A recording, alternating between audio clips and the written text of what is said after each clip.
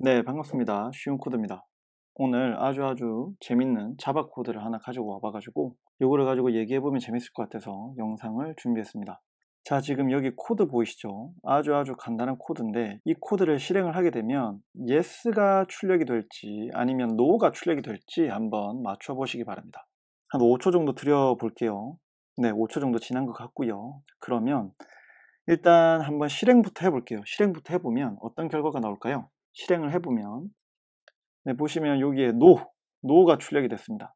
그러니까 if문에 있는 이 조건문을 실행을 했을 때 false가 나온 거죠. 그래서 얘가 출력이 된 거고요. 자, 지금 코드 하나하나 좀 살펴보도록 할게요.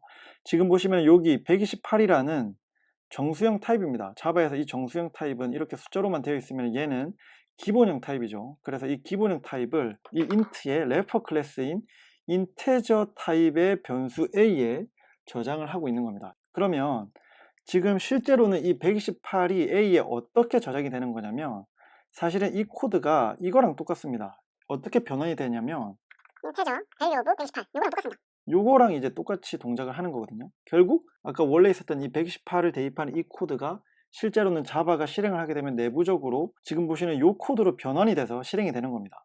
지금 아래쪽도 마찬가지겠죠. 똑같은 코드니까 얘도 사실은 이 실행을 하게 되면 이 인테저 타입의 변수 b에 프리미티브 타입인 기본형 타입인 118을 대입을 하려고 하게 되면 결국 얘도 실행 자체는 이렇게 결국 실행이 되는 거다. 이렇게 이제 봐주시면 될 것 같아요. 그러면 사실은 그냥 이렇게 정수형 타입, 기본형 타입인 이 int 타입의 정수형 타입인 이 값을 레퍼 클래스인 인테저, 그러니까 참조형 타입인 이 인테저의 그 변수에 저장을 하게 될 때는 이런 식으로 사실은 value of를 통해서 객체로 바뀌어서 이 인테저 타입의 객체로 바뀌어서 저장이 된다는 것을 기억을 해주시면 좋을 것 같고요. 그러면 이렇게 자동적으로 이렇게 알아서 기본형 타입인 118을 그 래퍼 클래스인 인테저 타입, 즉 참조형 타입으로 변환해서 저장하는 이 방식, 자동적으로 이렇게 변환돼서 저장될 수 있도록 하는 이 방식을 뭐라고 하냐면은 오토 박싱이라고 합니다. 그래서 이 기본형 타입을 래퍼 클래스인 참조형 타입 값으로 자동적으로 변환해주는 이 과정, 얘를 이제 오토 박싱이라고 한다. 그렇게 봐주시면 될 것 같습니다. 자, 그러면 사실은 이제 이게 어떻게 동작을 하냐, 이거를 좀 메모리를 그려가면서 살펴보도록 하겠습니다.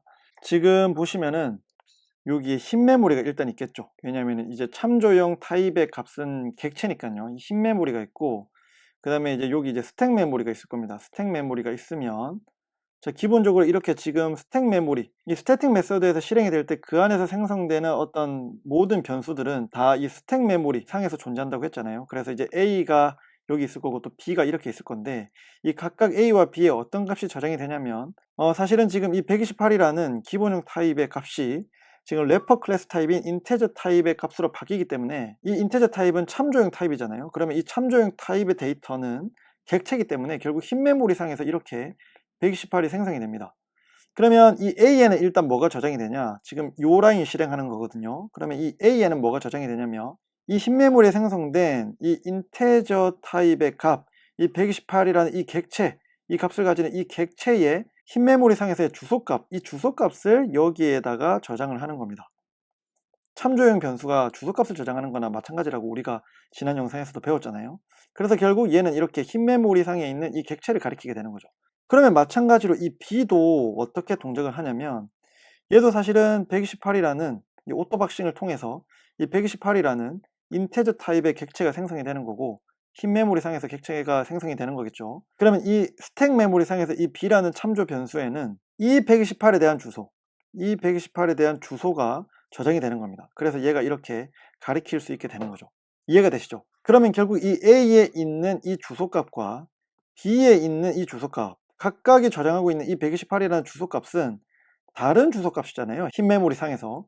그렇기 때문에 이 연산을 수행을 하게 되면 주소값이 다르기 때문에 결국 no가 출력이 되는 겁니다. 요거까지는 이제 다들 쉽게 생각을 하실 거예요. 자, 근데 이제 뭘 살펴보려고 하냐면 이제는 요거 한번 살펴보도록 하겠습니다. 만약에 이 값을 127로 바꿔볼게요. 127로 바꿔보고 한번 실행을 해보겠습니다. 그러면 뭐가 출력이 될까요? 실행을 해볼게요. 자, 보면 이렇게 yes가 출력이 됐습니다. yes가 출력이 됐다는 말은 결국 요 if문에서 true가 나왔다는 얘기거든요. true가 나왔다는 얘기인데 어떻게 이럴 수가 있지?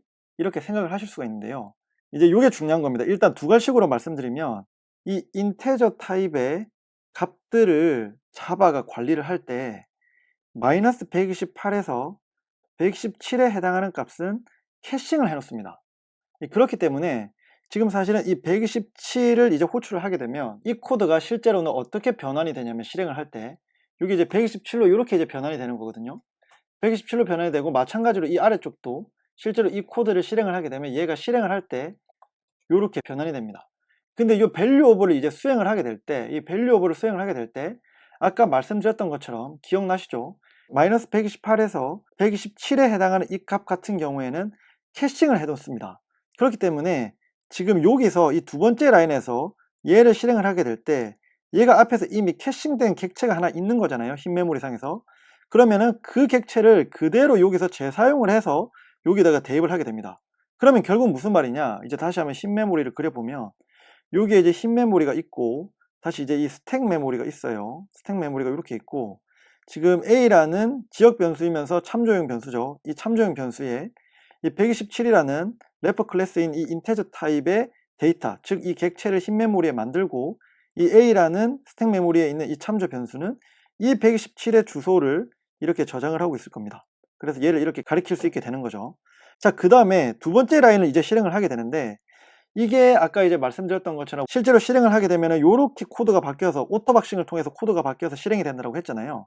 그러면 이제 integer.value of를 통해서 127이라는 값을 넘겨주게 되는데 아까 말씀드렸던 것처럼 마이너스 128에서 117은 캐싱이 되기 때문에 127이라는 게 이미 객체에 있네? 흰 메모리 상에서 객체로 있네? 그러면은 이제 이 스택 메모리 상에서 이 b라는 참조인 변수에 저장되는 값은 얘를 재활용해서 얘의 주소 값을 그대로 저장을 하게 되는 겁니다. 그럼 결국 이 b도 같은 객체를 가리키게 되는 거죠.